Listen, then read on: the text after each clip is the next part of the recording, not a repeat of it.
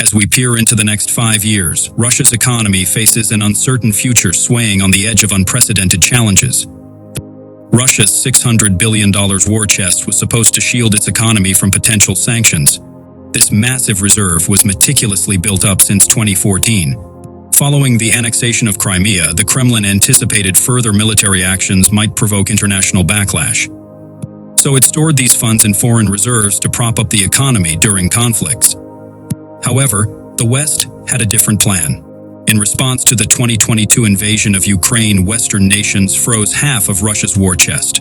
This unexpected move left Russia scrambling to adapt. Russia was forced to take extreme actions to try and protect its economy. Putin's strategy relied on using these reserves to mitigate the economic blow from sanctions.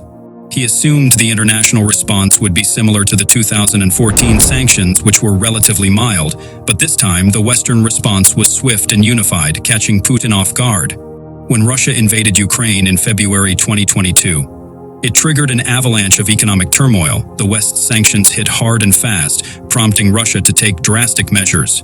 The first major move was to shut down its stock market. Initially, it was supposed to be a short-term closure, but it ended up staying closed for weeks to prevent a mass exodus of investments. When the stock market finally reopened in late March, the fears of a market collapse had somewhat subsided, but the damage was done.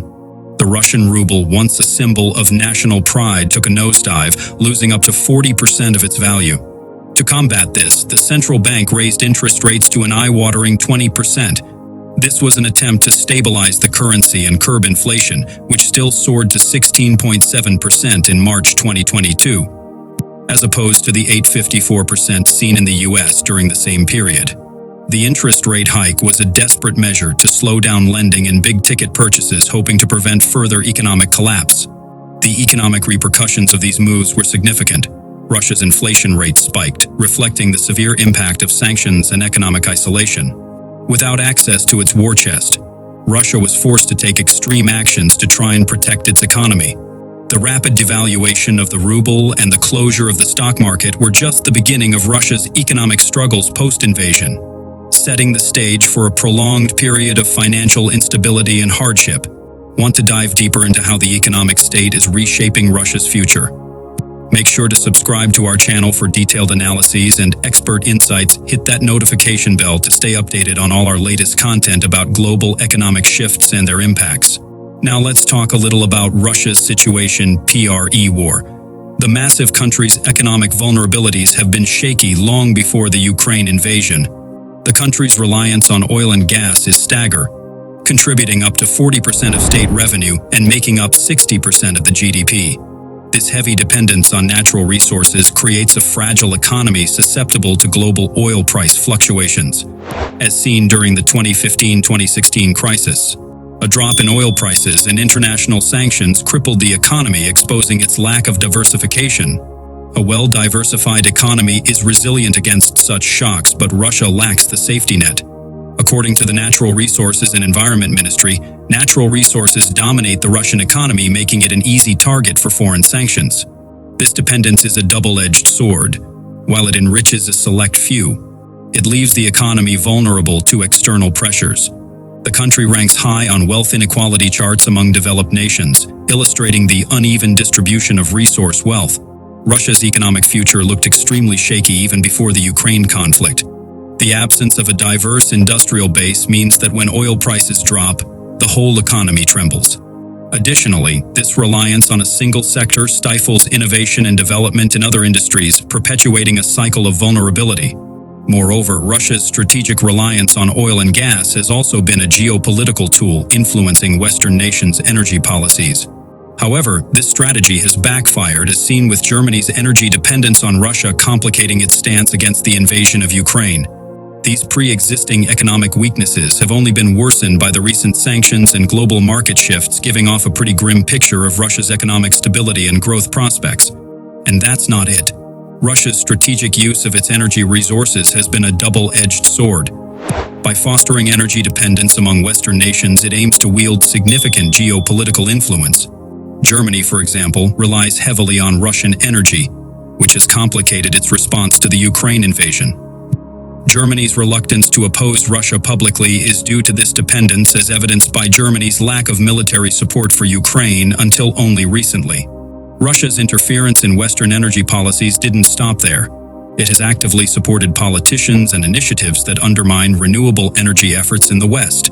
This tactic aims to maintain the world's reliance on fossil fuels, thereby securing Russia's economic and political leverage.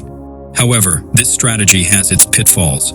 As the global shift towards renewable energy gains momentum, Russia's economic stability faces increasing risks. European Commission President Ursula von der Leyen announced that the embargo will be a complete import ban on Russian oil, seaborne and pipeline crude, and refined, which will be implemented in stages to allow states time to secure alternative energy sources. The economic fallout from the invasion of Ukraine highlighted the vulnerabilities of this dependence. The West's swift and unified sanctions have targeted Russia's energy sector, aiming to reduce reliance on Russian oil and gas. Russia is Europe's biggest oil supplier, providing 26% of the bloc's oil imports in 2020. In Europe, Germany, Poland, and the Netherlands are the biggest buyers of Russian oil, and cutting them off would cause a major crisis.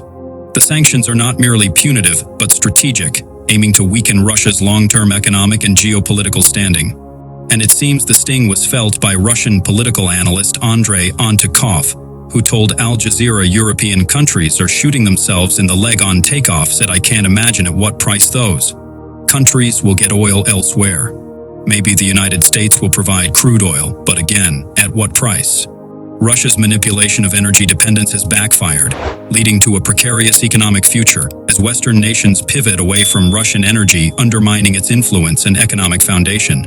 For 2 decades, Putin has systematically transformed Russia's economy from a fledgling market into a Soviet-style command economy, exerting control over key sectors. This transformation began in 2003, with the takeover of Yukos, Russia's largest oil company at the time. The Kremlin orchestrated a series of fake tax bills presenting Yukos with an impossible $27 billion tax debt. This allowed Putin to freeze its assets and seize control, selling them at a fraction of their value to state-owned companies like Rosneft and Gazprom. The consolidation of these companies under state control provided Putin with significant leverage over the economy. Putin was now in direct control of the most important sector of the Russian economy. These enterprises became instruments for his political and personal enrichment, enabling him to dispense wealth and favors among loyalists in the Russian security services. The chilling effect of Yukos, his fate was immediate.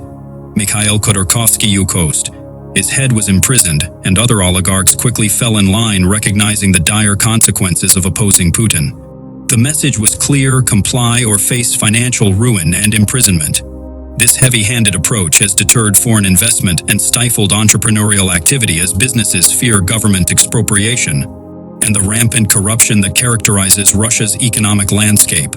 State-owned enterprises like Rosneft and Gazprom dominate the energy sector. But the same bureaucratic inefficiencies plague other industries. Entrepreneurs who played by Putin's rules can succeed, but those who don't face insurmountable challenges.